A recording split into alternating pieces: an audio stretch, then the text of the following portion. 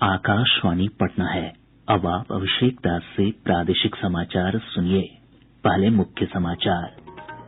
गोपालगंज जिले के खजुरबन्नी में वर्ष 2016 में जहरीली शराब पीने से 19 लोगों की मौत के मामले में स्थानीय अदालत ने 4 महिलाओं सहित 13 आरोपियों को दोषी करार दिया। 5 मार्च को सुनाई जाएगी सजा। चुनाव आयोग ने पश्चिम बंगाल, असम, तमिलनाडु, केरल और पुद्दुचेरी में विधानसभा चुनाव कार्यक्रम की घोषणा की। पश्चिम बंगाल में 27 मार्च से 29 अप्रैल तक 8 चरणों में होंगे चुनाव। प्रदेश में अब तक 6,22,000 से अधिक लोगों को कोविड का टीका दिया गया। राज्य में कोरोना मरीजों की संख्या 500 से कम हुई। और देश का पहला वर्चुअल खिलौना मेला कल से शुरू होगा। बिहार सहित देश भर से 1,110 खिलौना उत्पादक भाग लेंगे। बुलेटिन की शुरुआत इस संकल्प के साथ। कोविड-19 महामारी के खिलाफ देश एकजुट होकर लड़ रहा है। आप भी हमारे साथ सुरक्षा और बचाव के 3 आसान एहतियाती उपायों का संकल्प लें। कोविड-19 से बचाव और सुरक्षित रहने के 3 उपाय।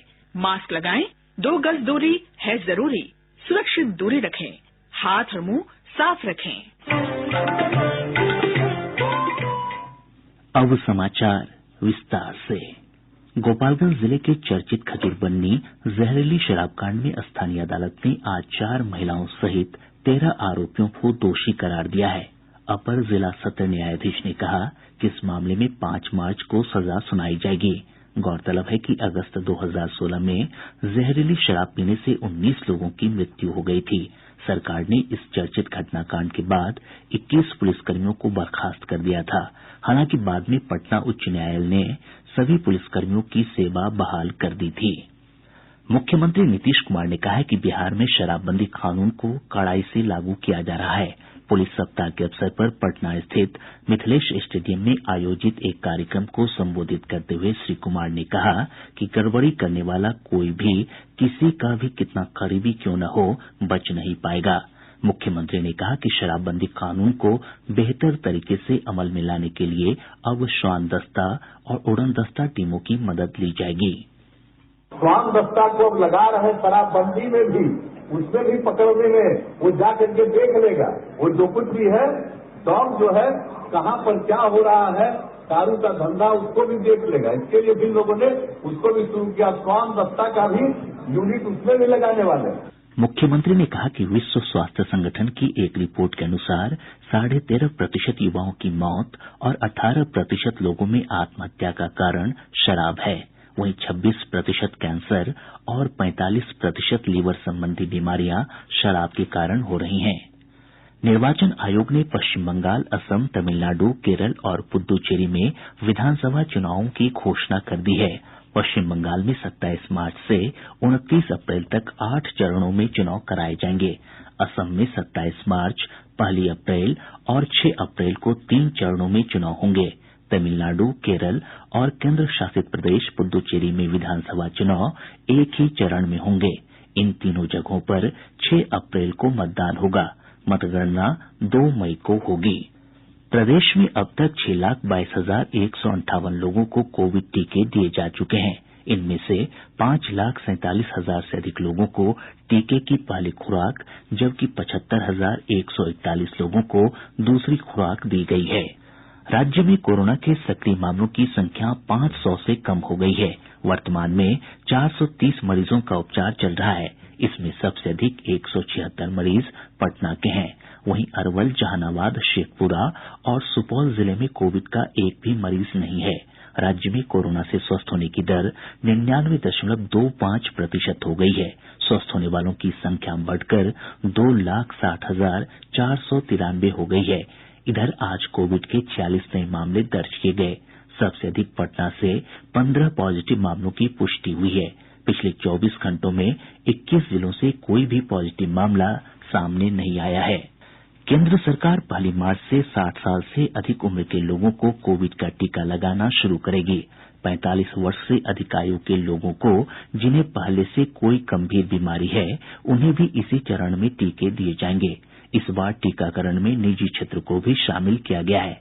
10,000 सरकारी अस्पतालों में वैक्सीन मुफ्त दी जाएगी, जबकि 20,000 निजी टीकाकरण केन्द्रों पर वैक्सीन की लागत लाभुकों को स्वयं वहन करनी होगी।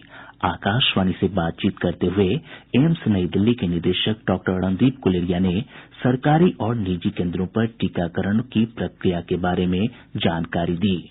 ये टीकाकरण दोनों जगह लगेगा, सरकारी केंद्र में भी लगेगा और प्राइवेट हॉस्पिटल में भी लगेगा। सरकारी हॉस्पिटल्स में ये मुफ्त लगाया जाएगा। प्राइवेट जो केंद्र है जहाँ पे लगेगा वहाँ पे थोड़ा सा इसके लिए शुल्क लगेगा, लेकिन वो सरकार तय कर रही है कि इसमें बहुत ज्यादा खर्चा ना आए और बहुत महंगा ना हो। जैसे कोविड टेस्टिंग के लिए कैप दिया गया था कि इससे ज्यादा आप चार्ज नहीं कर सकते, उसी तरह से वैक्सीन के लिए भी किया जाएगा।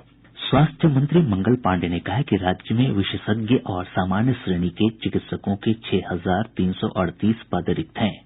विधानसभा में एक प्रश्न के जवाब में श्री पांडेय ने बताया कि रिक्त पड़े पदों पर भर्ती के लिए बिहार तकनीकी चयन आयोग को अनुरोध भेजा गया है। उन्होंने कहा कि जल्द ही बहाली प्रक्रिया पूरी कर चिकित्सकों की कमी दूर की जाएगी। राज्य के विद्यालयों में कार्यरत रसोइयों के बकाया मानदेय भुगतान की मांग को लेकर सीपीआई माले के सदस्यों ने आज विधानसभा में शून्यकाल के दौरान जमकर हंगामा किया। पार्टी विधायक महबूब आलम और अन्य सदस्यों ने इस मामले को लेकर कार्यस्थगन प्रस्ताव रखा था, जिसे अध्यक्ष ने अस्वीकृत कर दिया। इसके बाद पार्टी के सभी विधायक सरकार के खिलाफ नारेबाजी करते हुए सदन के बीचों बीच आ गए। सीपीआई सदस्यों ने रसोइयों की सेवा को स्थायी करने और उन्हें न्यूनतम 21,000 रूपये वेतनमान देने की भी मांग की। सीपीआई एमएल विधायक महबूब आलम ने कहा कि लॉकडाउन में इन रसोइयों ने कोरोना योद्धा की भूमिका निभाई, लेकिन सरकार उनकी समस्याओं का समाधान नहीं कर रही है। राज्य सरकार ने कहा है कि चौकीदारों के आश्रितों को अनुकंपा के आधार पर बहाली से संबंधित लंबित मामलों को जल्द से जल्द निपटाने के निर्देश दिए गए हैं। गृह विभाग के प्रभारी मंत्री विजेंद्र प्रसाद यादव ने आज विधानसभा में कहा कि चौकीदार सरकार के चतुर्थ वर्गीय कर्मचारी हैं। सेवा काल में मृत्यु और स्वैच्छिक सेवानिवृत्ति के कारण रिक्त पदों पर अनुकंपा के आधार पर उनके आश्रितों की नियुक्ति की जाती है। भाजपा के नीतीश मिश्र के ध्यानाकर्षण के जवाब में मंत्री ने सदन को बताया कि लंबित मामलों के निपटारे के लिए संबंधित जिलाधिकारियों को आदेश निर्गत किए गए हैं। प्रादेशिक समाचार आप आकाशवाणी पटना से सुन रहे हैं। पहली बार भारत सरकार लाई है बच्चों की फन और लर्निंग की जरूरत को पूरा करने वाले खिलौनों का अनोखा मेला द इंडिया टॉय फेयर 2021 27 फरवरी से 2 मार्च 2021।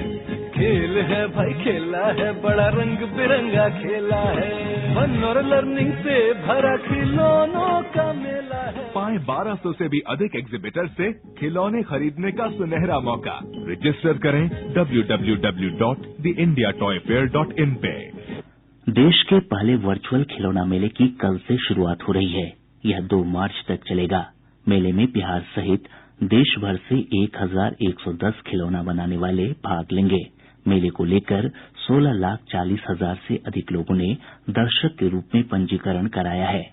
खिलौना निर्माता, विशेषज्ञों और उद्यमियों को आशा है कि इससे घरेलू खिलौना मेले को आगे बढ़ाने में काफी मदद मिलेगी। आईआईटी पटना के डॉक्टर सोमनाथ सारंगी ने बताया कि यह खिलौना मेला बाहर से आयात पर निर्भरता कम करेगा। और इसकी उम्मीद तो काफी है, मतलब पूरा देश का है और कितने सारे लोग इसके साथ जुड़े हुए हैं। उम्मीद तो बहुत सारा है। इंडिया में टॉय मार्केट बहुत ज्यादा है और उस हिसाब से अगर हम लोग देसी और मतलब अपना जो निजी जो टेक्नोलॉजी है, निजी जो प्रयास है, वो अगर उभर करके आता है तो एक्सपोर्ट का सब्स्टिट्यूट बन जाएगा और डोमेस्टिक मार्केट बहुत है, ताकि हम लोगों का एम्प्लॉयमेंट जनरेशन भी होगा और एक्सपोर्ट का जो सब्स्टिट्यूट है, मतलब हम लोगों को एक्सपोर्ट नहीं करना पड़ेगा। हम लोग डॉक्टर सारंगी का मानना है कि इंडियन टॉय फेयर खिलौनों को पाठ्यक्रम का हिस्सा बनाने में विचार विमर्श की एक दिशा तय करेगा। तो बाहर यूनिवर्सिटी में स्पेसिफिकली टॉय मेकिंग का कोर्स होता है ना, इंडिया में उस हिसाब से नहीं है। ये जो टॉय फेयर है उससे हम लोग जानकारी लेकर के या किसी भी तरह इसको अगर जो कोर्स है इसको हम लोग ला सके अपना कारिकुलम में तो काफी बढ़िया रहे। तो ये भी एक सोच है जिस तरीके से मतलब कि जो पेडागॉजी है उसके साथ अगर टॉय को जोड़ा जाए तो बहुत सारे इनोवेशन निकल करके आ सकता है। प्रधानमंत्री नरेंद्र मोदी रविवार सुबह 11 बजे आकाशवाणी से मन की बात कार्यक्रम में देश और विदेश में लोगों के साथ अपने विचार साझा करेंगे। यह मासिक रेडियो कार्यक्रम की 74वीं कड़ी होगी। यह कार्यक्रम आकाशवाणी और दूरदर्शन के समूचे नेटवर्क पर उपलब्ध रहेगा। मन की बात कार्यक्रम आकाशवाणी समाचार की वेबसाइट newsonair.com और news on AIR mobile app पर भी सुना जा सकता है। इसके अलावा सूचना और प्रसारण मंत्रालय तथा प्रधानमंत्री कार्यालय के YouTube चैनलों पर भी कार्यक्रम का प्रसारण होगा। मन की बात कार्यक्रम के तुरंत बाद मैथिली भाषा में इसका प्रसारण आकाशवाणी के दरभंगा केंद्र से किया जाएगा। इसी प्रसारण को दोबारा रात्रि 8 बजे से भी सुना जा सकता है। प्रधान न्यायाधीश एस.ए. बोबड़े कल पटना उच्च न्यायालय के नवनिर्मित शताब्दी भवन का उद्घाटन करेंगे। इस मौके पर मुख्यमंत्री नीतीश कुमार, केंद्रीय विधि और न्याय मंत्री रविशंकर प्रसाद और पटना उच्च न्यायालय के मुख्य न्यायाधीश संजय करोल सहित कई गणमान्य लोग उपस्थित रहेंगे। शिक्षा मंत्री विजय कुमार चौधरी ने कहा है कि शिक्षा विभाग लाइब्रेरियन के पदों पर नियुक्ति के लिए नियमावली तैयार कर रहा है। विधान परिषद में कांग्रेस के प्रेमचंद मिश्र के एक सवाल के जवाब में श्री चौधरी ने कहा कि नियमावली बनने के बाद तत्काल नियुक्ति प्रक्रिया शुरू की जाएगी। विधानसभा ने बिहार विनियोग विधेयक 2021 को ध्वनि मत से पारित कर दिया। उप मुख्यमंत्री सह वित्त मंत्री तारकिशोर प्रसाद ने बताया कि 19,370 करोड़ रुपए की राशि का समेकित निधि से विनियोजन किया जाना है। श्री प्रसाद ने कहा कि इसके अंतर्गत कृषि क्षेत्र के लिए लगभग 269 करोड़, सहकारिता विभाग के लिए 516 करोड़ और ऊर्जा विभाग के लिए 843 करोड़ रुपए की राशि उपलब्ध होगी। सीतामढ़ी जिले में आपराधिक घटनाओं में लगातार हो रही बढ़ोतरी के विरोध में स्थानीय व्यवसायियों ने आज सीतामढ़ी बाजार बंद कराया। व्यवसायियों के आह्वान पर दुकानें और व्यापारिक प्रतिष्ठान पूरी तरह बंद रहे। पूर्वोत्तर सीमांत रेलवे ने महानंदा एक्सप्रेस समेत 3 स्पेशल एक्सप्रेस ट्रेनों का परिचालन 31 मार्च तक के लिए रद्द कर दिया है। कटिहार के अपर मंडल रेल प्रबंधक ने बताया कि अलीपुर द्वार से दिल्ली जाने वाली महानंदा एक्सप्रेस और कामाख्या से आनंद विहार टर्मिनल तक चलने वाली स्पेशल ट्रेन समेत 3 जोड़ी ट्रेनों को रद्द किया गया है। झारखंड से भटक कर आए पागल हाथी को पकड़ने का प्रयास जारी है। हाथी अभी गया के वजीरगंज की तरफ देखा गया है।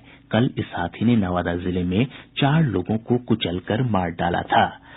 समस्तीपुर जिले के कल्याणपुर थाना क्षेत्र के हसनपुर कीरत गांव में पुलिस ने छापेमारी कर एक ट्रक से 212 कार्टन शराब बरामद की है। मौके से जम्मू कश्मीर के एक तस्कर समेत 2 तस्करों को गिरफ्तार किया गया है।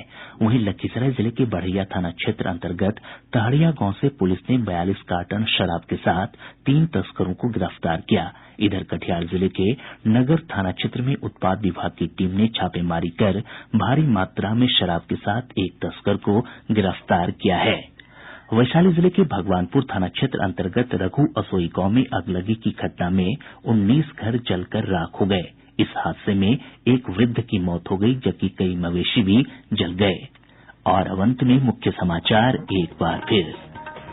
गोपालगंज जिले के खजूरबन्नी में वर्ष 2016 में जहरीली शराब पीने से 19 लोगों की मौत के मामले में स्थानीय अदालत ने 4 महिलाओं सहित 13 आरोपियों को दोषी करार दिया। 5 मार्च को सुनाई जाएगी सजा। चुनाव आयोग ने पश्चिम बंगाल, असम, तमिलनाडु, केरल और पुद्दुचेरी में विधानसभा चुनाव कार्यक्रम की घोषणा की। पश्चिम बंगाल में 27 मार्च से 29 अप्रैल तक 8 चरणों में होंगे चुनाव। प्रदेश में अब तक 6,22,000 से अधिक लोगों को कोविड का टीका दिया गया। राज्य में कोरोना मरीजों की संख्या 500 से कम हुई। और देश का पहला वर्चुअल खिलौना मेला कल से शुरू होगा। बिहार सहित देश भर से 1,110 खिलौना उत्पादक भाग लेंगे। इसके साथ ही आकाशवाणी पटना से प्रसारित प्रादेशिक समाचार का ये अंक समाप्त हुआ। कोविड-19 से बचाव और सुरक्षित रहने के 3 उपाय। मास्क लगाएं, 2 गज दूरी है जरूरी, सुरक्षित दूरी रखें, हाथ और मुंह साफ रखें।